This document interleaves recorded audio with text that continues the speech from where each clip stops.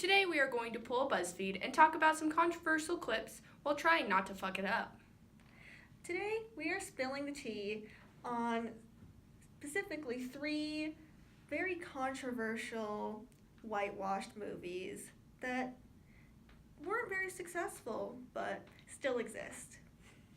So the first movie we're going to be discussing today is Death Note, the live-action remake by Netflix, and how it's not a remake, and it shouldn't be called Death Note, and it doesn't even remotely resemble the story because they erased all the Asian qualities from the story. Wait, okay, so would that be a lot like, have you ever seen The Great Wall? It has Matt Damon in it, so a lot of people love the movie. But the whole point of the movie was, it was basically about the Chinese people who lived and fought against these monsters along the Great Wall. Mm-hmm. And Matt Damon shows up and apparently helps them win the war, but he's white. So why would this white guy be the main character in an Asian movie? That's a good question. Ask Hollywood. So what other movies are there? Like, you said Ghost in the Shell, I think? Oh yeah. Scarlett Johansson playing an Asian woman. And back on the topic of whitewashing in movies, both Death Note and Ghost in the Shell changed the names of the protagonists to suit a more white audience, changing the Ghost in the Shell main character's name from Makoto to Major, which doesn't even make sense, and then changing the Death Note protagonist, if you want to call him a protagonist, Light Yagami, to Light Turner, like Timmy Turner from The Fairly Odd Parents.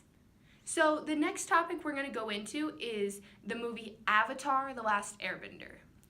So I don't know if you guys ever saw the animated series, but they were a little bit darker than the movie made them out to be. In Avatar: The Last Airbender, the movie, the main cast was white. Like, have you seen Katara? This show was based off of an East Asian culture. How can they be white? Especially when East Asians themselves are so diverse in even just their color of their skin, even just in their cultures, and the fact that the world of Avatar: The Last Airbender, the animated series, had such a diverse, deep representation of multiple different countries, and that all of them got erased in this atrocious live-action movie, if you even want to call it a movie. Also, did you know that they're going to be making a new Avatar: The Last Airbender live-action movie, except this time the original writers and creators of the animated show are going to be the executive producers, and they say, and I quote, "We cannot wait to realize Aang's world as cinematically as we imagined it to be, and with a culturally appropriate, non-whitewashed cast. It's a once-in-a-lifetime chance to build upon everyone's great work on the original animated series and go even deeper into the characters, story, action, and world building." These are the types of things that we want to see from Hollywood, not Avatar: The Last Airbender circa 2010. So, like, the movie Crazy Rich Asians, I loved that. There was a document that came out that says this was the first movie in 20 years that had an all-Asian cast. Was it really? Yeah, it That's really was. sick. Yeah. So, and then there's also Bohemian Rhapsody. You went and saw that in theaters, and you said it was great, right? It was so good. I just love Queen, though. I heard Freddie Mercury is actually Indian, and they actually went out, found an Indian guy to play Freddie Mercury in this movie, and that just, like, inspired me. Yeah, this is the type of content that we want from you, Hollywood. We don't want whitewashed bullshit anymore. So, movies and the media itself really impacts how people see the world. Now that every time we walk around, people are on their phones texting, they're looking at banners that are just displaying all these colorful images, and they're going to the movies.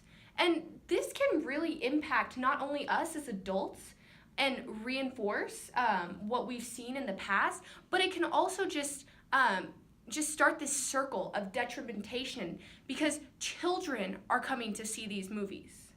Exactly. And these movies that enforce whitewashing and are the same cookie cutter, gonna do the same thing with the same people and the same actors that we've all seen before, just reinforces the assumption that whiteness is a default and that these negative social constructs are being reinforced by these movies. What do you see? Asian characters as jokes, black characters as jokes, and Mexican characters as jokes. It's not positive, and it will negatively affect not only us, not only multiracial people, but also children who are multiracial who don't know their identity yet, and they see themselves as these jokes. It's terrible. We need more movies that have like stories about accepting cultures, that have stories about people who we may view as the others, as them, and rather than say, oh, we should kick them out, we shouldn't allow them in our society, we should reject them, why don't we see what it is we're exactly rejecting, when it's really something that could be very beautiful, like someone's culture, someone celebrating maybe a holiday you don't celebrate, and seeing actually what that's about. And this just goes into like how intersectionality affects us all, because we all are affected by different aspects of our culture, but it especially hurts when society, especially here in America, rejects parts of your culture because they don't like it, or they don't know anything about it, and they're ignorant, and they are not willing to learn about it. And one of the best ways to learn about this and slowly start a change in our society is to have movies that represent not just like cookie cutter white family, white sitcoms, the classic things that we see millions of, that we have millions of examples of, like Hallmark movies. Yeah, and I think another part of intersectionality is just embracing the different cultures. Part of my culture is that I live in a culture of cultures, if that makes sense. Since I personally don't have a culture, being able to draw on other people's cultures and their experiences really helps shape me as a human being. So by losing all this culture, by just whitewashing movies, we are losing part of ourselves. So another part of just these movies in general is they just reinforce this white fragility idea that we brought up in our words. It's the fact that we're living in a white dominant context. We receive constant messages that whites are better and more important than people of color. And this is further enforced by the stereotypes shown in movies. Definitely. And to quote D'Angelo from White Fragility, whites are taught to see their perspectives as objective and representative of reality. This belief in objectivity, coupled with positioning white people as outside of culture, allows whites to view themselves as universal humans who can represent all of the human experience, which is what I believe is one of the main driving reasons as to why white Hollywood producers don't believe race is as important as it should be in Hollywood movies. However, this leads to an underrepresentation of people of color in movies and in media because they don't find it that important to put in movies. We need to promote movies that are culturally diverse, that represent and celebrate cultures in America that Americans may not even know about. And also, we should retaliate against movies that claim to be adaptations of foreign films or foreign TV shows, but when they adapt their movie into American contexts or to an American audience, they strip it of all the culture that makes the movie or the film or the show unique and what makes it have an important impact on the viewer. And that's not okay.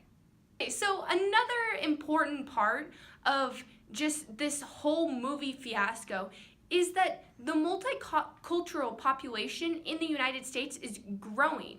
There are more mixed race people in the United States who will undergo a racial identification process. This process will be impacted now that technology is so widespread and the movies still display whitewashing. And Hollywood is still promoting whiteness by erasing the multicultural aspect from movies. People criticize these movies, and yet it still doesn't stop. We have to remember, though, that we have to just power through with criticism and backlash towards movies that are not okay, because we can't change an entire industry overnight, but we can change it over time.